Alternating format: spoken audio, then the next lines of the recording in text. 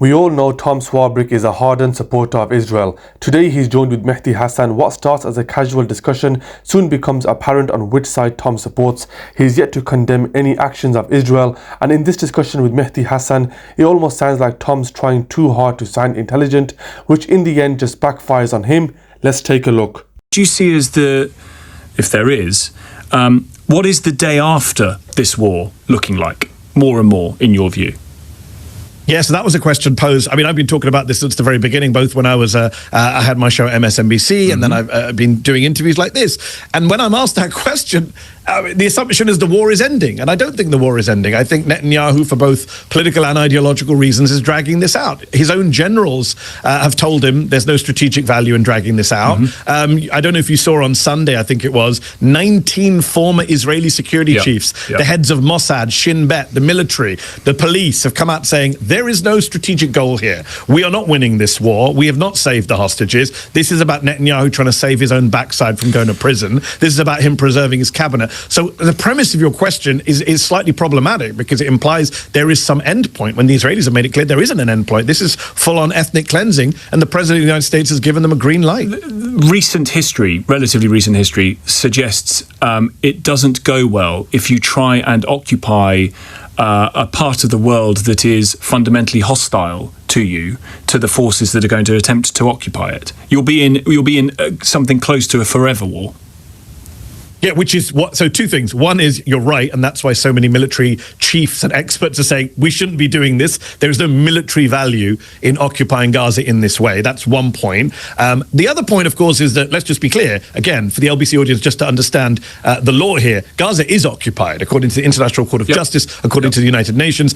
Even though the Israelis pulled out their, even though the Israelis pulled out their settlers in 2005, they removed the settlements from Gaza. They controlled Gaza's air, land borders, waters, who goes in and out, what goes in and out. So that's what the Gazans have been under for a siege for a while. Both Gaza and the West Bank are occupied under international law. What Netanyahu is proposing to do now is going an extra further and annexing Gaza, making Gaza part of Israel. And of course, here's the key point, which is what the world cannot tolerate, I hope, which is ethnically cleansing 2 million people from Gaza. I mean, I'm old enough to remember the Balkans, Tom. Like, ethnic cleansing in Europe was seen as the greatest crime since World War II. The Serbs were the bad guys. Milosevic went to The Hague. This is what Israel's doing now on steroids. The first thing I noticed when Tom asked his second question was not only does he not give Mehdi any eye contact, but he asked the question whilst completely looking the other way. Tom asked Mehdi what the day after looks like in his own views.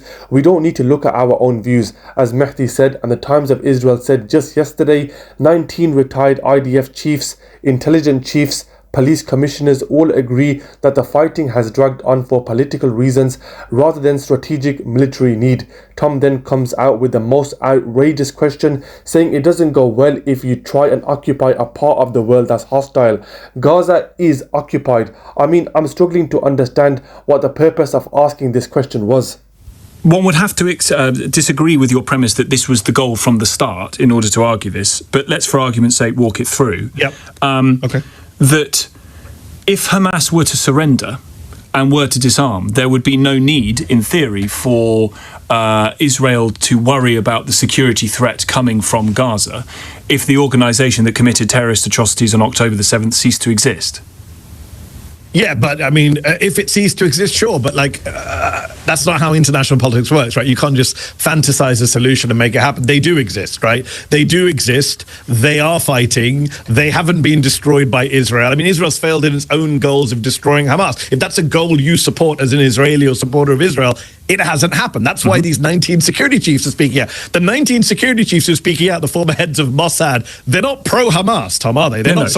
No one would accuse any of them. They're saying that this is a war that isn't working, right? If anything, it's helping Hamas. Some of us said this on October 8th, 9th, 10th, 2023. If you do this, all you're doing is you are perpetuating the violence. If you kill thousands of Palestinians, leave thousands of Palestinian children orphaned, what do you think they're going to do other than join Hamas? If you destroy Hamas, you don't think...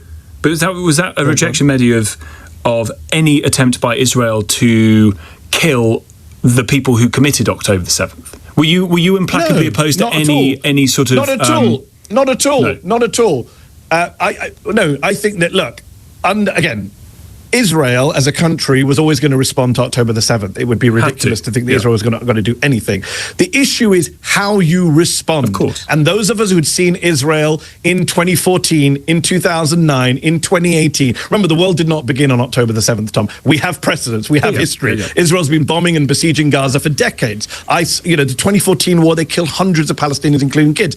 None of us, even I didn't imagine it would be this brutal, this prolonged, this destructive. It's an actual full-blown genocide at this point. So the question is, can Israel respond when its citizens are killed in a horrific massacre? Of course, every country should have a right to protect its citizens from being massacred, but no country has the right to do a genocide as part of its counter-terror operation. That's what you want to, or B, revenge. And again, this was always about vengeance. There's been reporting in the Israeli media, Tom, that from the very beginning, they were bombing sites that they were told there might be hostages there. And they said, we don't care. If you read the reporting from Plus 972, they were saying, we don't care. It was never about the hostages. It was about vengeance. It was about using this as an opportunity to try and destroy Hamas. It was about taking back the land. The questions only get worse from Tom. He starts by saying he disagrees with Mehdi on the greater Israel goal, and then asks it wouldn't be the case if Hamas surrendered. I mean, I'm not following his line of questioning. As Mehdi said, we are not in a position to fantasize. That's like saying October the 7th would never have happened